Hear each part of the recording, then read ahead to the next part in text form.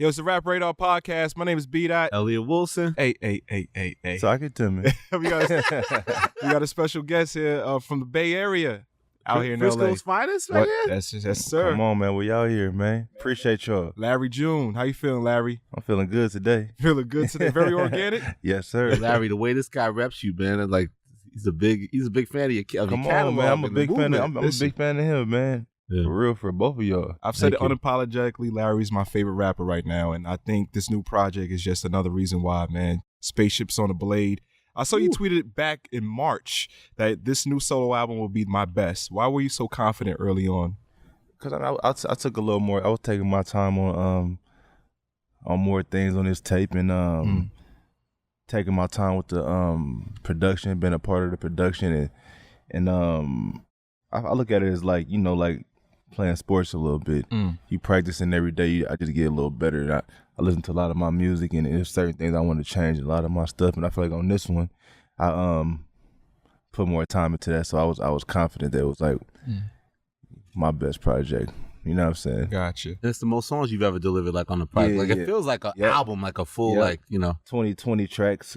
Two, 18 tracks, two skits. So Yep. What exactly are Spaceships on the Blade? What is the meaning behind that? Man, you know, if you know, you know, but the blade is where it goes down, and I parked the spaceships on there. Yeah. Gotcha. So, of course, this album wouldn't be a Larry June album without my man Uncle Herm. You know, why do you include him almost every project that you do? Uncle Herm is a big inspiration to me, man, growing up. And, you know, he was one of the pioneers to the independent rap game. And, you know, he was with Master P and them back in the day. And it's my uncle. It's my his real uncle. Yeah, it's really family. It's not actually my uncle, but it's like, you know, he family. Yeah. You know what I'm saying? It's my blood family, but I call him Uncle Herm. You know, they call me Uncle Larry. I'm nobody's uncle, really.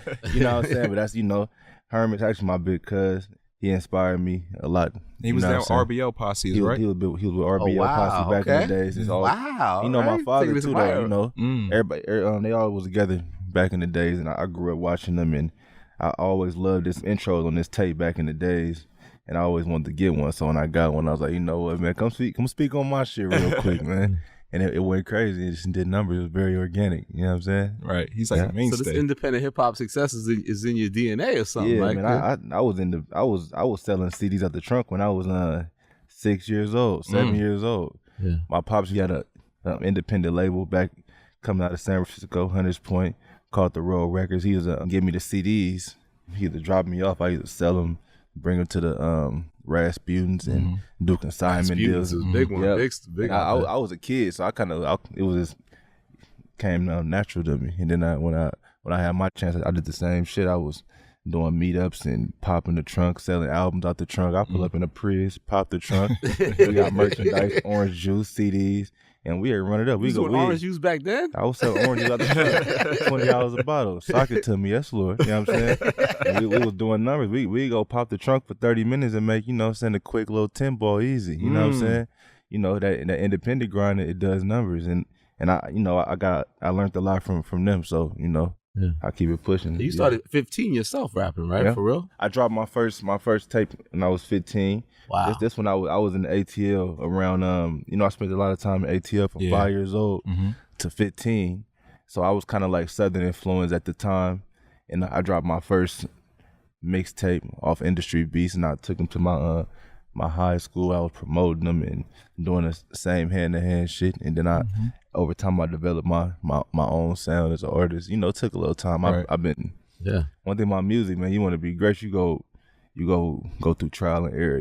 But my whole process is to the world. You can see everything on the internet. Is that rewarding? Because you can, when you go to your catalog, you can kind of in your mind, I guess, hear the improvement. Man, yeah. I mean, I don't listen too much of my old shit. You know what I'm saying? But the people see it, and I think they appreciate it. Yeah. See, what I don't know is not being a deeper fan as B-Dot is like, it seemed like I didn't know Good Job Larry numbers. All this is drawn from like outside previous projects. Like, how does that lingo and all that shit like become so sustaining that like You feel like you want to say that to you all the time? Like, how did that become such a force? The lingo is just a wordplay I use on a daily basis. And I didn't really know what to name the project, so I said, fuck it. Name that motherfucking Numbers. Right. Or, good job, Larry. You know what I'm saying? Name one, good job, Larry. And I had one of my sons was sock it to me. I said, fuck it. Sock it to me. You know what I mean? And we just kept it rocking like cut off stockings, man. That's why one of my favorite songs on the project, In My Pockets, like the second verse especially, you do with the ad. Yeah, I use that shit all the time too. I just kind of take what I do and what I talk about, and I just put it on the tracks and just try to keep it 100% me. So some people might love it, some people might hate it, but I ain't tripping. It's just me. And you're a Frisco nigga with a different appeal. Like, what is it about being from San Francisco that's different from the rest of the world? Man, Frisco it's a crazy place to make it out of, man. They only show the beautiful things about San Francisco, man. We come from Hunters Point, man. And it get real serious, man. You know what I'm saying? And I say I got a different appeal because, coming from where I come from, it's all, niggas is thugging, and it get, people promoting the, a lot of the violence, because that's what we came up around that. I didn't know too much about like the other areas in San Francisco, like going to the pier and like, biking across the Golden Gate Bridge and shit. Yeah. And once I started really exploring the city, I was like, man, that's really a beautiful place. You know what I'm saying? I was encouraging my friends actually that, man, you should let's go bike the Golden Gate Bridge or something. Let's go do do something different. Yeah. And it just kind of became a part of my lifestyle, but I was still doing numbers and fucking around. So niggas, I was highly respected at the same time. You know what I'm saying? It just is what it is. You know me, you just know I've been rocking like that. I feel like I've known you since listening to like 2018, 2019. You always said you were him, and you have a song like that on the project. What does that mean when you say you're him? Sometimes you gotta let them know you that guy. You're the guy. You know what I'm saying? And that kind of go back to the good job, Larry shit. Like, it was a point in my time and in my career or just life in general where it was nobody telling me good job. So I had to, I got on there. I told myself good job, and I'm a firm believer that what you put out there, you go receive. So if I'm telling everybody good job, I'm doing good job, Larry. When you look at me, you go be like, good job, Larry. Right. You know what I'm saying? That's what you get. So I put it to the universe. Now the whole world telling me good job. Yeah. Live shows and everything. Yeah, live shows. And you're offering game too, man. Offering game. A lot of game. Private Valet. First song in, you telling you can't call yourself a man if you can't keep your composure. Yeah, you can't. That?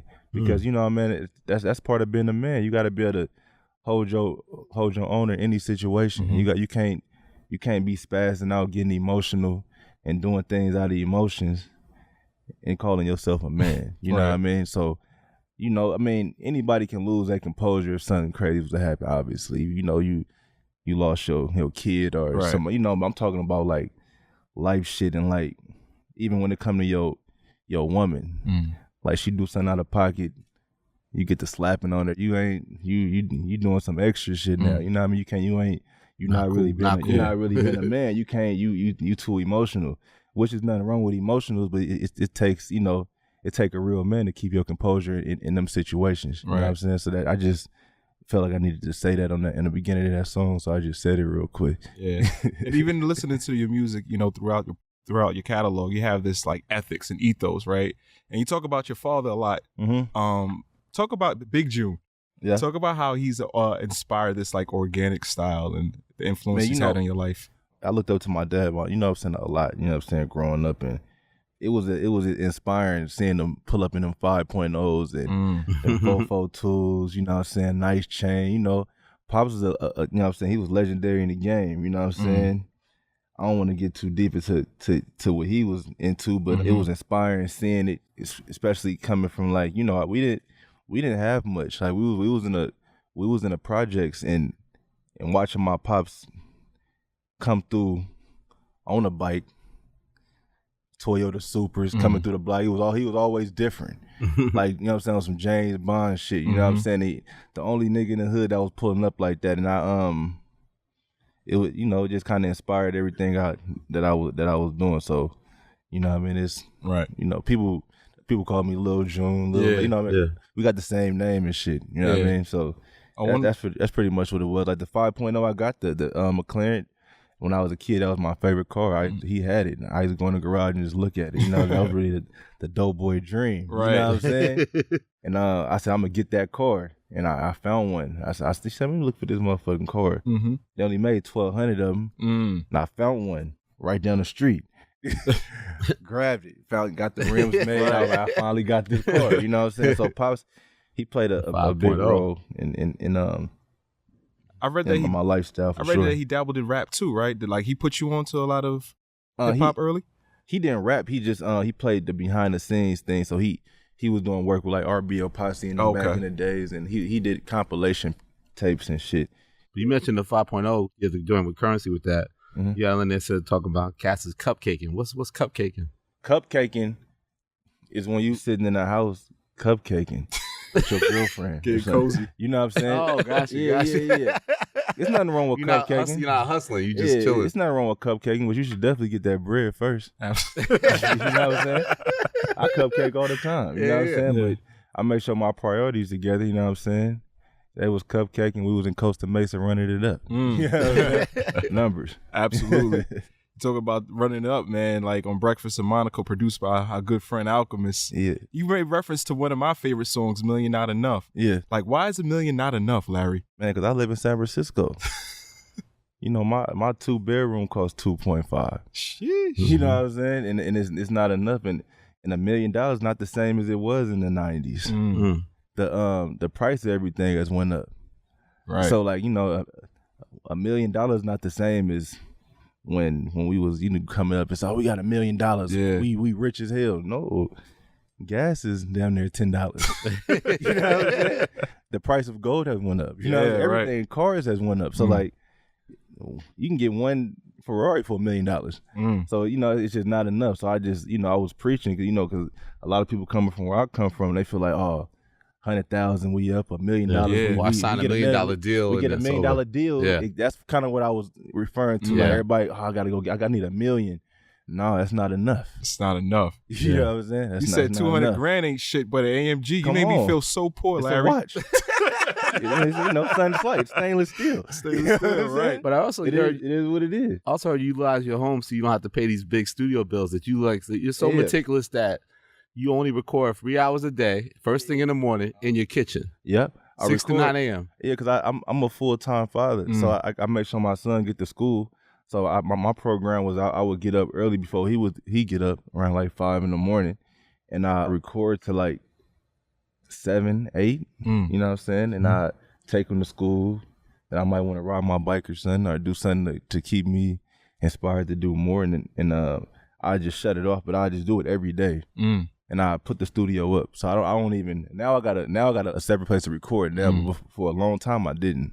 I was working what I had. You know what I'm saying? I didn't want to sit in the studio and feel pressure to pay $100 an hour to record, and I can just do it on a laptop. Right. You know what I'm saying? So I just figured it out and kept my overhead low. I think that's a big thing when it comes to being independent or just life in general. You want to keep your overhead low as possible. It's cool with outsourcing certain things when it comes to like owning brands and, you know, giving percentages. You know, like my clothing brand, I give a percentage. I give a percentage of a lot of my stuff because it gives me time to live my life and do other things to keep me inspired to do more stuff. Yeah, I just was recording my shit in the crib. And in the kitchen. In the kitchen. I just hooked it up. My son already know. He set it up. I say, be quiet. I got to knock this verse out. Don't make no noise. Right? We got to, you know what I'm saying? We got to keep it going. And it worked out. But you're one of the most prolific artists in the game. And during the pandemic, you dropped 6 projects, man. Ooh. I work good under pressure. But why do you feel the need to release so much music? Because most artists will like drop a song, drop a mixtape, and just kind of like go ghost. I feel like the story wasn't over. It was more I had to tell the people and talk about. So I just kept recording, and I didn't really have a expectation or a real serious plan behind it. I just wanted to get the music out. It was something I love to do, and I just was putting it out. I wasn't really tripping out the numbers. I didn't care about what blog was gonna post it. I just wanted to just make the music and put it out and and see what happens. You know what I'm saying? I didn't purposely say, hey, I'm gonna do 10 albums this year. I'm trying to be drop the most albums in the year. No, I just really had more to say. You know what I'm saying? And I was in the deal with Warner Brothers for a couple years. Did a couple EPs. This and I is felt like 2017 or something? 2017. And I felt like I couldn't release what I wanted to release. So it was a lot of stuff held in where it was like, I gotta drop this kind of, not that they were telling me what kind of music to make, but I wasn't making no money off of it. So when you're not really making no money off your craft, it's kind of like, why am I sitting here making all this music for? Gotcha. You know, I didn't put my time into something I can eat. So when I got out of my deal, I said, fuck it, I'm gonna just go crazy and run it up independently. And I took the knowledge that I got from that and I won. Yeah, but no, Quinn Coleman was that was my right hand man. RP Quinn Coleman, he helped me get that deal, and it was good for me though, honestly, at the time, because I was actually in the streets heavy, and I needed to be around a different environment and learn more about the business side of it. So for me, it was like I didn't take no L's, man. It was like college for me. You know what I mean? I got out the game. I taught me about digital marketing and showed me about how to like the streaming side of it, the numbers, because I started becoming friends with a lot of people up there. To the point I didn't even feel like a rapper. I'm just like hanging with going to work. You want to get a drink? You know what I'm saying? Like, and they need people that's working at the label. So I learned so much when I got out the deal. I just put it into what I was doing, and that was running like 10 projects or something, right? You just kept flooding the market after Warner. After you left Warner. Yeah, I just started flooding, but I wasn't trying to prove nothing. I just like recording this shit. I love that shit. I read that you got $20,000 advance and blew it in one day. What'd you spend it on, Larry? Some rims. Yep. I didn't even really need the dub at the time. I just already had the Beamer. I was collecting BMWs at the time. I just bought some little 3-piece. Okay. You know what I'm saying? Something slight.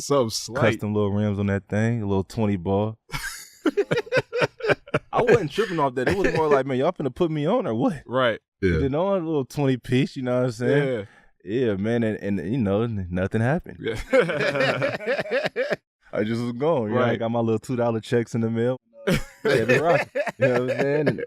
But during the pandemic is when I kind of got hip to you, from Keep Going, specifically you and Harry Fraud. Yep. And, obviously you just... Much love to Fraud. Absolutely. You work well with others, man. And I heard that you and Alchemist have a project. Oh, yeah. Me and Alchemist project, crazy. It's crazy. We done with that one, too. This project was in the process of coming out, so we just focused on putting this out. But we put a track off the album on this one. Oh, okay. Breakfast and Monica was actually on the Alchemist tape. Yeah. And that's the segue into the next project. I'm looking forward to that, man. Yeah. What about this long-awaited one with Currensy, man? Yeah. Oh, with Currensy, man, like Currensy said, we gotta just get together and shoot the visuals. And Currensy love, he love his space. He got all the cars he want. Currensy lives a great life. So like, I have to literally go to him to shoot the video. Like, I gotta fly out there, And you don't like to leave New Orleans, basically. Yeah, Currensy, he made himself a real boss. He just sit back and wash his cars and shit. You know what I mean? And we go get to it, man. That's my bro, man. Nothing but love and respect for Currensy. Currensy actually called me one day. He was like, Larry, I love your trap shit. But you gotta do that smooth shit. Yeah, I was gonna say. We gotta clean the kitchen to this shit, man. And I was like, man, you kind of right. I actually like doing the smooth shit better. And ever since then, I was rocking. He actually gave me a lot of advice on a lot of shit that I was doing, because I used to be like, man, it was point of time where I was kind of discouraged a little bit on like the music. Shit, like, damn, am I doing this shit right? He's like, man, don't trip, just keep rocking it. You'll have everything you want off this shit. Yeah, because I was thinking like the I'll Make Time, the Sid joint too. Like you go, like let's say the joints for the ladies. Like you go there with it. Yep. I'm real into R&B music. I love R&B music and the old, Slum Village shit and music, Soul Child. I'm a fan. You know what I'm saying? So I like that kind of shit. You hit them notes. I get in there and start doing my little thing. But I also think the reason why your music is so endearing is that you're not afraid to talk about the losses and the lows, you know what I mean? Like Organic Tears. And one of my favorite joints is Consistent. And you talk about how a loss was hella different at that time. Can you take me back to that time? Oh, Consistent? Yeah. Man, it was when that song, man, that was a crazy time in my life. It's where I had just had my son. he was, you know, like a couple of weeks old, and I remember I had to leave for a second. He stayed with his mother for you know, for a year or so, and I was like, damn, I gotta step my game up, man. Like, what the fuck I'm gonna do? So I started, you know, taking them organic chances, and I was working my game, busting my little moves, and I was sleeping in a back of a smoke shop my homie owned, and he was letting me lay low over there. This is in Arizona? Yeah, this is in Arizona. Okay. This was back in the days, and it was crazy. And I said the losses, that song, it was just different because at that time, like when anything you was doing at that time, when it come to like, I don't like to really talk about like that kind of shit, right, like on camera and all that shit. I get it. But you know, like the laws was different back then, so you get caught with certain things. It was way more serious, you know, like weed and all that kind of shit. And we were just taking chances, man. I'm thankful for all that shit though, man. It made me who I am, and shit, nigga. Now we doing numbers, drinking this green juice and shit. Was it time in Vegas something that happened in Vegas? Yeah, I had a spot in Vegas at the Meridian. Okay. Yeah. Okay. If you know, you know. If you know the Meridian, you know. You know what I'm saying? Trapper's Paradise. And baby. it got ransacked or it got raided or something like that? Oh yeah, how you know that? Okay. Yeah, they for sure ran to my spot in Vegas, man. They had raided my little crib in Vegas, and I had to slide back to. I wasn't there though. Me and my little one that just left actually. Okay. And you know, negative energy shit. Gotcha. You know what I'm saying? But we just trying to stay. But healthy. even when you were talking about like those moments of like having doubt, like you said it was like 8 months at one point that you had to move back to the Bay. To the after like leaving Los Angeles or LA, you had to move back to the Bay for like 8 months. Oh no, I came to LA. I came to LA in 2017. And that's when I was like, you know, I want to really change my whole life. So I went cold turkey on anything that was like negative. It was tough, but I learned a lot. And then I went back to the Bay, and I just looked at my that's when I started dropping all them tapes. That's when I kind of got out my deal. Gotcha. And I checked my accounts, and I was doing numbers. I never looked at the numbers. I was like, damn, that's 100 bands? Great. And they just kept coming every month. I was like, okay, I guess I just created an income. Right. So let's make some investments and shit. But yeah, I came to LA for like 8 months, 9 months. And I learned a lot, been out here. I was in the house most of the time just recording and just fucking with Quinn and my close friends at the time. And I went back to the Bay. And for some reason, my shit was just up. Right. I was just hidden. Yeah, my whole life changed since then. I've been smooth. I'm a real square. Yeah. I'm a real, and I'm proud to say that too. Was it a breakthrough song, or do you think it was like one of the first, like, what do you think it was that it hit that you started to get those results? What it was like I was dropping those projects. You know how I was saying, like I was just doing it because I felt like I had more to say, and I just wanted to release the music. You know what I mean? And I was getting 100% of it, but I didn't really realize how much money you could make. And then I checked my shit, and it was, you know, it was him. Right. Is this the time that TFM started to form, or was TFM always ready in the plans? No, TFM me and my boy Sean Kelly, we started that in 2009, 2010. The Free Minded. Yep, TFM, the Free Minded. I just kept it pushing. I kept that going for a while. Even when nobody was pushing, I just kept pushing the brand. And, right. And shit. So it's a label, it's a crew, it's a little bit of everything? It's a record label. I got the paper. It's a corporation. Yeah. Monroe Flow's first artist? Yep. All right. I didn't do no paperwork with Monroe. Oh. I didn't do no paperwork with nobody. Because I feel like I wanted to make sure my shit was established first, so I can really help people. Gotcha. So what I did with my little brother, that's my real brother. Oh, okay. So instead of saying I'm gonna sign you, I was like, I'm gonna just show you how to make some money. Then if I could do something more, I don't mind helping people. You know what I mean? I know it's business and shit. Yeah. I know that, you know what I mean? But I want to see my people in position to win. I just showed him how to do it. So he independent, and he make his own money. Now he can make $4,000 or $5,000 a month streaming and pay for his bills. He don't work no more, and that's enough for me. Right. Just seeing him be able to do that. Like I didn't need to take a percentage of that. Like maybe later down the line, you know, I start getting these platinum plaques. Like I got to play. Here go. 700,000 or something for you. Let's do a little play. But I'm just happy to see them doing. All my homies, they all doing well off of just what I built, and it's lovely, man. I love just seeing it. Keep me inspired, man. Empower them, yeah. That's dope. I also see like you don't mind sharing game. Like I think I saw something with you and Wallow when you was like kind of encouraging like artists out here that are doing their thing. It's like, let's say you have to work a real job. You still got to take that time to like pursue your dream, like take advantage. Like you said, I think you said at least 30 minutes of your day. Yeah, that's the bare minimum. Yeah, you know what I'm saying? Like you want to put time into if you really want to do it, if you're passionate about it, you want to put time into your craft and what you doing, and you got to do it every day. Right. Yeah. Every day, but you got to also build it up too. You got to that 30 minutes got to turn into an hour. 30 minutes is the bare minimum. That's what I'm saying. Yeah, you know what I'm saying? For the person that has to have a job and they secretly want to be in music. Yeah, but how do you go some people about might it? have like 3 kids and working 2 jobs, so they don't have that time. Yeah. So like, like me personally, I gave up everything. I took the chance. Yeah. I didn't work. I never had a job. Right. You know what I'm saying? I'm being 100, but I know people who do. You know what I mean? And I respect people who do too. You know what I'm saying? And that's why I say, be passionate about it. You got to put some time into it. If not, you gonna be sitting there just saying what you should have did later. You know what I mean? And that's a big thing with me. Like every day, I make sure I put time into what I'm doing, and I'm open to more things now. Even like doing interviews. I never wanted to do interviews. Yeah. I never wanted to tour. I never wanted to do none of this shit for real. I just wanted to make music for real. Like, but I realized that, man, this is the game we playing, and if we go play it, we might as well play it. Right. And go all the way in. Yeah.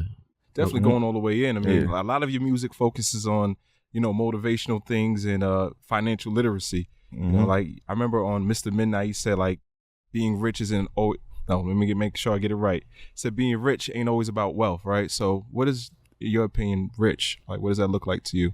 It's not always about wealth, so it's not like always the money aspect of it. It's more like being happy. Happy with yourself. You can have all the money in the world, but if you're not happy, then you just got some money. You know what I'm saying? Right. Like, you feel me? That shit is important. Like, money can't buy everything. It can buy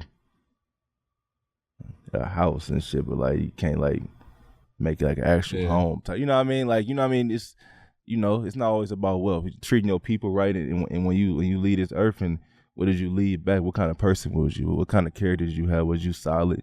Did you fuck hella people over? Did you rob motherfuckers? Did you? That's, it ain't always about the money. But we need the money. Money ain't everything. Money ain't everything. But I need it, I need it, though. I need both. I need both. You know what I'm saying? You know what I'm saying? It is what it is. And where does that come from? These themes of financial literacy and finance. Just like, why is that so important to you? Like, was it your parents that instilled that in you? My pops put me on like Rich Dad, Poor Dad, and all them, like all them audio books. Yeah. So I was reading a lot of that stuff when I was in high school. Well, not actually reading it. I don't really read that many books. I'm not like a book reader like that. I read like one book in my life. It was the Tucky Williams book. I was very interested in prison for some reason when I was like in 3rd grade. I read the whole book, but I listened to a lot of audio books. I can read, obviously. I don't have the patience to sit there and read everything. I be trying to do hella other shit. So when I'm cleaning my crib, I toss the audio book on, and I'm catching key things, and it just registered in my mind without me even knowing. And it kind of like ended up being a part of my lifestyle. Right. And it came out in what I talked about my music pretty much and shit. Gotcha. I think that's what it is. And just, I just like, I like nice shit and, and, shit, it's all about numbers, man. Right. We always talk about the music, and I think you mentioned real estate a lot, like empowering yourself. Like, was that the first thing that really clicked for you, like to take this money and start using it in real estate and really just start building things? I do have real estate. I got a couple things, but that was more of me giving people advice on other things they could purchase and shit. Like, I like to sell things, so I like to invest into myself a lot. Definitely, real estate was definitely one of my first things I got when I started getting like real money and shit, you know what I'm saying? But I feel like when you coming up, investing into yourself is worth more than real estate. That's my opinion. You know what I'm saying? Because you can create something and make money forever for your family. And a house, like, that's cool. Don't get me wrong, like, but when you creating a legacy and investing into yourself, and then what you trying to do, it's, you can pass it down. Like I said, I can give my brother the game and he can make money forever too. I can just woo, woo. Mm-hmm. And unless I want to go buy 30 houses and manage them and do all that shit, you know, it's different strokes for different folks, man. You know what I mean? But real estate is big though. Yeah, but the game being so digital now, when you say that, it's like what, get a laptop and a mic and the right equipment, right? I mean, that's how you started. You get that, but you also, after you get to a certain point, so I didn't spend a lot of money on myself at first coming up in the game. You know what I mean? Coming up was easy. Getting people to know who I was easy. But then to get to a point where you gotta obtain that and you gotta get to a different level. Mm-hmm. So then I didn't start investing hundreds of $1,000s into myself until now. Wow. Like, you know what I'm saying? Yeah, like, of course. you get the attention of people, and then from there you gotta show, okay, now what? We know you, bro. Like, you did hella tapes and shit. Now what you can do? So all right, we go invest some money into the craft. We go spend more money on video. We go pay for the marketing. We go do other things. But like, coming up, get a laptop, microphone. It's all about the internet's so easy. It's for other people. I mean, it's all about how you want your career to go. Right. You can do the same shit and get the same results. Mm-hmm. And it can be great. You can be able to take care of your family. You know what I mean? Build generational wealth still. Mm-hmm. But for me, I like starting brands and shit. Right. So you know what I mean? Like, I got like my boba tea shops. Yep. I got my clothing brand. I got all kind of shit dabbling in the real estate. I got supplement vitamins on the way. All kind of shit. What? Supplement vitamins. You know, we trying to just keep it pushing, man. And man, you got to just invest in yourself. Yeah. I like what you said. Sometimes you got to sacrifice sleep for the bag. You got to. And that goes back to me waking up at 5 a.m. to record that song. It probably was 5 a.m. when I said that shit. And I probably was actually hella sleepy. Right. You know what I'm saying? But sometimes you got to sacrifice sleep for that bag. And you do. You got to put that work in. But start off with a laptop if you're an independent artist, a microphone, and utilize the internet. Because the internet is powerful, man. But do it in a cool way. It's all about what can you bring different to the game. I don't eat oranges every day. I'm being 100% honest with you. It's all marketing. You gotta know how to. You gotta do something different. That's go capture the people and separate you from others because there's so many people doing this music shit. So when you come in the game, you gotta like, okay, you rap, cool. You a great rapper, like, cool. What else you got for us? Like, what else can you? You know what I mean? So that's my big thing. Getting the equipment to do it yourself, save a little money, and bring something different to the game. Yeah. And it's that simple. Everybody in competition, but all you gotta do is create. Create some shit. Seems like you always had a plan, and like I always wanted to know what's the significance behind like a song like I Told You in 07. Like, what did you tell people in 07? I told people what I was gonna do now. Cause I always knew I was gonna do this. Even back then. Even when I was going through my little shit and I was trapping and fucking around, I recorded tapes and I always had my portable studio with me. and I always knew like this my backup plan and my backup plan go eventually be my main source of income. And I everybody around me believed it too. Cause I believed it so much. You know what I mean? And I knew it was times where I was like, man, fuck this rap shit. I want to just do real estate. Yeah. Your mom does real estate, right? My mom does real estate. ATL. Yeah. She one of the biggest real estate agents, ATL. Much love to my mom. Like she worked hard to get that. Like, you know what I'm saying? She had me at 15. We lived at homeless shelter. We did all kind of shit growing up as a kid. My mom was a young parent. She moved me to ATL and she had to really build it from the bottom. And it took until like, you know, a few years ago, she got very successful at it. So like, even seeing my mom, like it was inspiring her to see her remarried and happy and doing 2 Porsches, a Range Rover, nice house. Okay, Ma. Take my son for the summer. Don't worry, everything's on me. You know what I'm saying? That's inspiring. All that kind of shit inspiring too. Cause I didn't see that from my mom when I was a kid, and you know, like, cause she was young. Like my mom, it's like she had me at 15. It's crazy. So it's like, she was a kid herself, so that's a beautiful thing too. And I'm inspired by my mom too. It's not just my dad. Like seeing her go hard and being able to take care of me and my little brothers and make everything happen. That's inspiring. Like that's one of the reasons why I'm so connected with my son and making sure he cool because you know I seen her do it. Right. When you dropped out of high school, what was her reaction? Was she still supportive of your decision? Man, I never was great in school, so it wasn't really a surprise that I dropped out of high school. But why, Larry? You seem like a smart brother. Why was school so bad? I like doing shit I'm passionate about. I didn't like being in class and shit. I felt like it was no point. You know what I'm saying? That's just for me. You know what I'm saying? I don't encourage other people to do that. Like I liked I ran cross country and shit and played basketball. I like playing sports and shit, but yeah, it just wasn't for me though. Like you know what I mean? I still don't got a GED, honestly, and I got millions, I got properties, all the shit. Like you know what I'm saying? Like I went a different route. It ain't no rules to this shit, man. But you got to do something. You can't be sitting on your ass. I know motherfuckers who got motherfucking all the degrees, and they call me for cupcaking, man. They're cupcaking.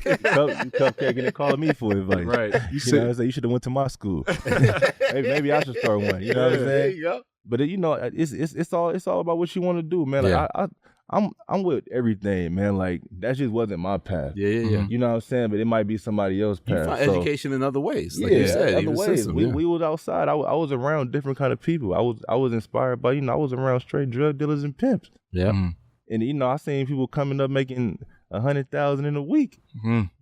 And I got the blueprint right in my face. No, the orange print. The orange print. Yeah, the orange print. You know what I'm saying? So, but one thing about me, I was always nervous. I'm paranoid. I didn't want to go to jail. I didn't want to get shot or nothing. So I was like the nigga, I'm hopping out the whip. Right. Y'all finna go do some shit, dropping you off right here, bro. I'm gonna go bend this little corner. Yeah. My girl, she, you know what I'm saying? She need me to go run the errand. You know what I'm saying? I was always on my toes. Cause I was always, I grew up seeing my uncle in the Fed, seeing seeing people get killed, all this shit. So it kind of like the consequences. I knew the consequences, and one thing about me, man, I learned from other people's mistakes. You know what I'm saying? Somebody can do something. I don't gotta necessarily go through that. I can learn from their mistakes, and I've seen a ton of people make mistakes my whole life. Right. So I knew certain things, and I stayed low key. Like niggas thought I was a Lyft driver for 2 years. I never did Lyft in my life. I promoted it. I had the Lyft sticker in my car. I just wanted to be under. I didn't want nobody to see me because I knew, shit can get real. Yeah. You know what I'm saying? So I maneuvered through the game, made it happen, and now I'm doing what I love, and I'm very thankful, and that's probably why I'm so thankful.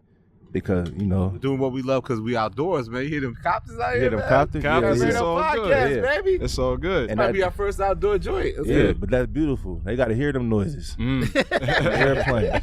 You know what I'm saying? Right. Good job, airplane. You know what I'm saying? But obviously fatherhood was a difference because even on Appreciate It All, you said you knew you had to break the cycle when you had your son. So talk a little about that, like how that also forced you to be like, man, breaking the cycle was serious because nobody in my family has done anything. Not like that. Like, you know what I'm saying? It's levels of success.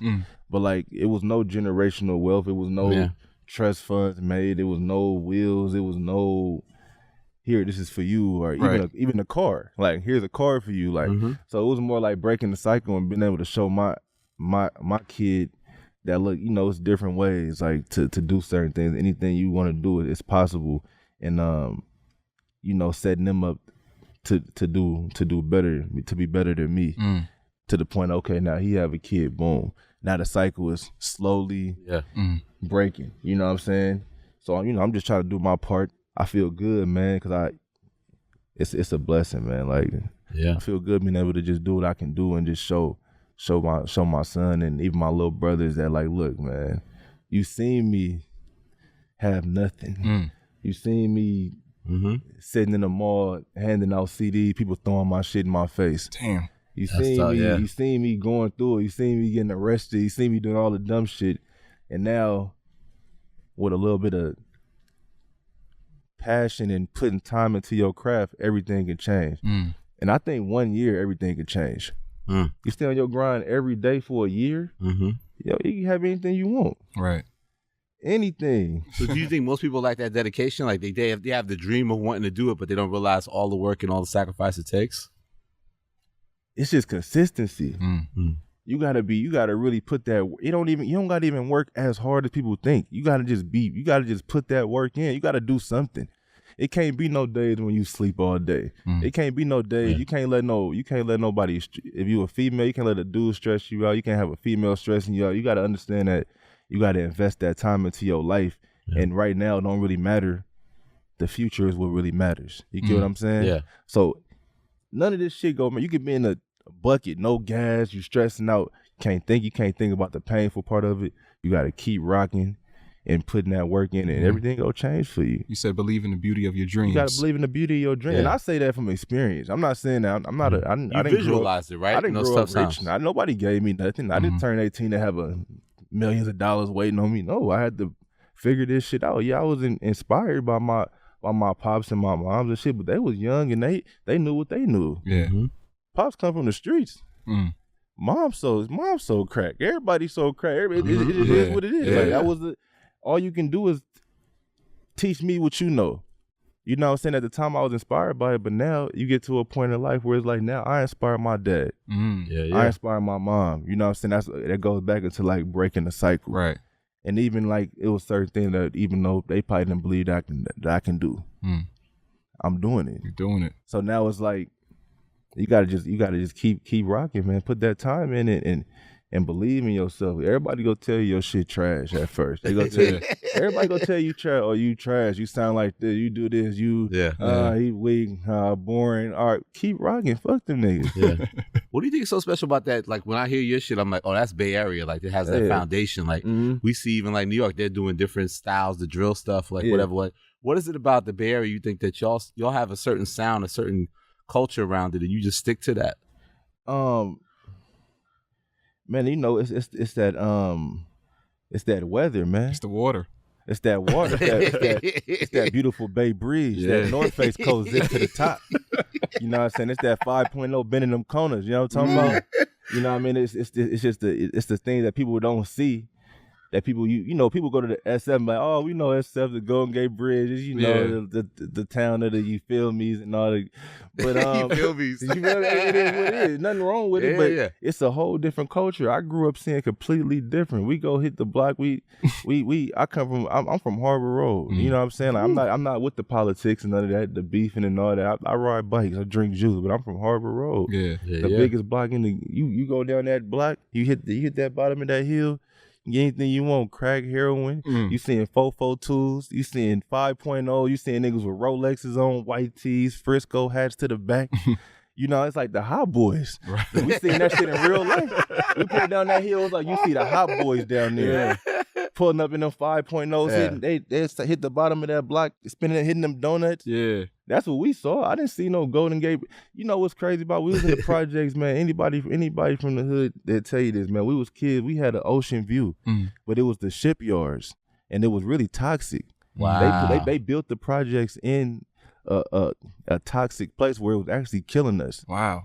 They don't know about that shit, but now it's like prime real estate. They want to gentrify it, and now they want to kick everybody out the hood because they noticing that, you know, it can be cleaned up and we can sell real estate Great here. Potential, it's good job potential. You know what I'm saying? And that's you know, we saw that. I didn't even realize it was water there. I don't know if I was short or what it was or whatever. You know what I'm saying? But that's what we was into, like BMX bikes. You know what I'm saying? My grandma had a candy house. You know what I'm saying? We the hustle, like my grandma sold ices, you know what I'm saying, nachos, she baked cakes and all the shit. You needed some, you feel me? She can toss that out the window too. You know what I'm saying? We all might need that, you feel me? You go up the hill, Smokey's Candy House, on Kiska, you know what I'm saying? We grew up seeing it was a whole different lifestyle, and you know and that's where my sound come from. It ain't I never even knew about LA culture and none of that. I never knew about all I knew was what I was around, you know what I'm saying? And that's just with that bottom, like hearing the car, like the sound. People don't know that because they wasn't there. You know what I'm saying? So they can only tell you what they think that things are influenced or influenced and shit. Like you go back to my pictures when I was 5 years old. You know, I had young parents. Young parents. My mom was outside and pops was outside. I had that shit on. Jordans. You was smoking every Easter. Moms had to go boost some shit out the store, go steal me some Jordans or some shit. I had that shit on. I stayed fresh. Right. You know what I'm saying? That's why I can't show the shit. I put that shit on. All my shoes clean. You know what I mean? I got some cash right there. A little sock situation. That's a little 10-piece. You know, something nothing too crazy. You know what I mean? That's just how I be rocking. You know what I'm saying? I had a 10-piece, man. Yeah, but we grew up seeing that, and that's when influenced the music, man. And like seeing like RBL and them come up in the game, you know, Cool Nut, you know what I mean? Even to the Bullies for Fullies, Messy Marv, Juice. I respect. Yeah, I was gonna say these artists too. Like who you listen to. Yeah, that's what we came up on. Be Legit, E40, Too Short. You know what I'm saying? Like it's a whole different culture that people really didn't really know about. Yep. And it's that mob music. Right. It always seemed like that culture could also sustain on its own, that you can make the money because y'all community mess with each other, and it's like you don't have to try to reach for these other markets. Like if you true to your sound. We started this independent out the trunk shit. True. You know what I'm saying? We are Bayarea. I grew up seeing my OGs pop in the trunk selling 100,000 out the trunk. Woo. Sheesh. Independently. In their community. Yeah. In their community. Yes. Going outside. That's what I'm saying. Putting up posters they sell. We you know, that's why I dropped the tape out the trunk, because that's what I knew. Right. Yep. You know what I'm saying? And man, the Bay Area, man, you just had to be there, man. Like I look back at my life, it's like a movie. Just really like remembering the certain things, and to this day I seen so much shit that I got unlimited raps. Yeah. You know what I'm saying? I got unlimited raps. Yeah, to draw from. You know what I mean? And then like even like staying in tune to what's still going on, and man, much love to my city, man. You know. I feel like you took me to your world on Another Day Part 2, which is like one of my favorites on the project. Yeah. It's like 4 years since it first appeared on Soccer To Me Part 2. Why did you feel like there was a need for a sequel? Because it was still more I had to say. Oh, okay. They didn't know about me parking a rental in a garage and finding a tuck spot. I didn't get to tell them all that. You know what I'm saying? So, you know, I feel like on this project I wanted to reach every angle, and, you know, just give them all of me, from my, you know, like my relationship experiences to like my street experience to my I'm feeling good, I'm mobbing, pulling out the 5.0, to me going to London and jumping in a Lamborghini, and I just wanted to bring him into my world, you know what I mean? So I update him. I did it part twos of certain things, because, you know, a lot of them songs wasn't finished to me. I didn't want to have no 5-minute songs. Yeah. Gotcha. You make music for niggas that live like you. So how's Larry living, man? Man, I'm living good, baby. You know, I'm waking up in the morning, I'm doing my push-ups, drinking my green juices, you know what I mean? Picking out what shoes I'ma rock, rapping, right? You know, shit, only for 3 hours, hitting the grocery store, you know, taking my phone calls. Shit, you made health and you made it cool. A lifestyle, you know what I mean? It's like a whole lifestyle. Yeah. You know, back in the day, niggas used to drink 40 ounces, and now we're drinking kale and spinach. You think I did that? I think so. I don't, I don't. You help along with that. I probably helped. I ain't gonna say I just did everything, but I feel like for the rap community, maybe so. Yeah. You know what I'm saying? Because I learned from, you know, seeing other people do it, like, you know, like going to the little smoothie shops. You know, I went to Whole Foods and I seen a $7 lemonade, and I bought it just because it was $7. Because it's $7. Like, hold on, nigga, I can buy this too. You say your orange juice is $12. Yeah, you know what I'm saying? I let niggas know you gotta spend a little money on that juice. You know what I'm saying? Freshly squeezed, baby. You know what I'm saying? So what's a Larry June smoothie look like? Like, what do you put in there? What's the ingredients? So we gotta get the official Larry June smoothie you can make at home. Come on, man. Lately I've been fucking with the chia seeds. You know, because it's good for the stomach, break down the stomach. You know what I'm saying? Probiotics, all the good shit. Now I'll fuck around with a little green juice. A little spinach, kale, avocado. Obviously, they don't know about the avocado. I didn't know about avocado. Add that in there to give it that little milky feel. Thickness, that thickness, you know what I'm saying? You feel me? I might toss a little bit of I just toss shit in my shit. I might toss some flaxseed oil in there. Okay. You know what I'm saying? I might just come different. I just mix it up. I've been staying away from the sugars too much. I don't do too much sugars right now, because you know, for us black people and shit, you know, diabetes and shit, and high blood pressure and all that shit is big. So I've been trying to eliminate the sugars as much as possible. I don't really do dessert that much right now. Starting, you know, I'm 3 weeks in. You know what I mean? Okay. You know, I fuck with the cakes and shit heavy. Okay. You know what I'm saying? I was really fuck with. I didn't get dessert first. Right. But I started doing my little reading. You know what I'm saying? You know, I'm laying off the sugar, so I don't really put too much like.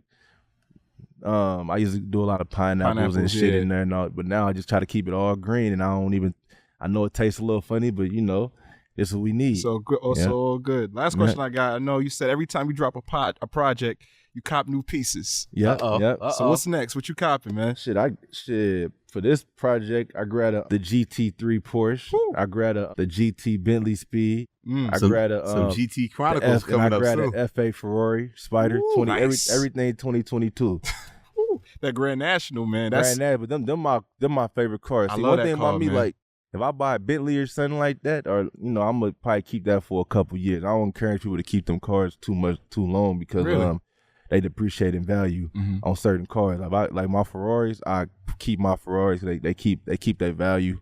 Porsche keep value. It's certain things you can do when it comes to cars where you can keep your value. You can actually also make money on them. But when it comes to like Bentleys and Maseratis and them cars depreciate, so I lease those cars. Okay.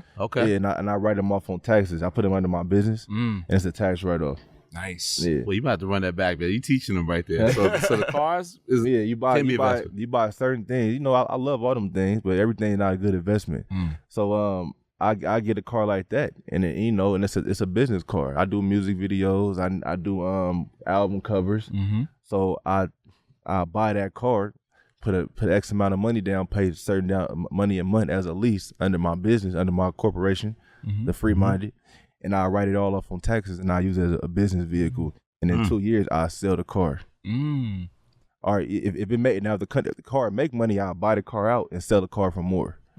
If not, I just get the car back and write it off on taxes. If not, I gotta pay Uncle Sam anyway. Why not look fresh? I like what you said. So sweet. You say you pay my bills early. You gotta pay them anyway. Yeah. Is that the car that's on the cover? On what car? The new one. The Porsche? The Porsche, yeah. Yeah, that's a car on the cover. Yeah. Oh, okay. Yeah. I might keep that one. Okay. I don't like, I live in San Francisco, man. It's limited parking and shit. So I got like, I don't want to end up having like crazy overhead on parking and shit. So I keep certain cars. My old schools, never getting rid of them. I got rid of my Benz because I made money on it. I made like it served its purpose. I made 60,000 equity, so I sold it. Okay. I don't give a fuck. Take it. You know what I'm saying? I have no. It's material. I have no emotional attachment to it. You know what I'm saying? You know what I'm saying? So I got rid of that. I got rid of what other car? I got rid of all my BMWs. You got rid of that bust down watch. Oh, bust down, all that shit that had to go. I kept that watch for literally 2 days. Oh God, I was like, man, this shit shining too hard. It don't even cost that much. Let me go ahead and get the good kind. Right. You know what I'm saying? Did you ever get the Amazon stock? No, I didn't get the. Okay. I might have it now. Okay. I got a little money in the brokerage where the money, they invest the money for me, and they kind of, that's like long term plays where you sit it into account, and I don't even look at it. But I'm pretty sure it's probably Amazon, all the good stocks, the essential ones, and they play with it, and I check it here and there. It goes up and down. It's like a long term play. That's something you sit in the account. And 10 years, you check it, give it to the little ones. Gotcha. You know what I'm saying? Yeah, you can't stress it day to day. You don't stress it. I'm not like a stock kind of guy. I don't like day trade and all that shit. Like it's too much risk for me. I'm real safe on my investments, man. I be real financial Larry. Yeah. I was gonna say the one last thing for me is like you talk about doing well. You also said unappreciate it all. You said we should normalize seeing our people do better. Yeah. What inspired that? That should be normal, like, cause everybody, like, it's always like you see a black man pull up in a Ferrari, you like, man, like, what he doing? Is he selling drugs, or is that a rental car? Like, no, this should be normal. This is a car. Everybody should have these if you want them. You know what I'm saying? So, but somebody got to start with breaking the cycle. That's why I say, Jay-Z inspired me a lot because he teaches that in his music. I learned a lot from watching his moves and shit like that. And I think he wanted the same thing. Like, you want to normalize certain things where it can be normal for our community and shit. And that's pretty much what I meant. It wasn't like no deep rocket science behind it or nothing like. Cool. But you meant the part about you have to appreciate it all. What inspired that? I appreciate it all. Like all the shit we talked about, me going through my ups and downs and the good and the bad. I just appreciate it all. Yeah. Appreciate everything, man. And we appreciate you stopping by with us, Come on, man. It's always love, man. Good job, B-Dot. Yes, Can we get a good job, Rap Radar? Come on, good job, Rap Radar. Numbers. You know what I'm saying? Good job. Sock it to me.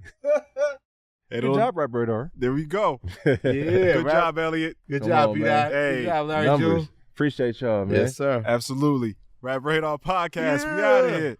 Numbers. Hey. Outside. Yes, Lord. First one outside. Yes.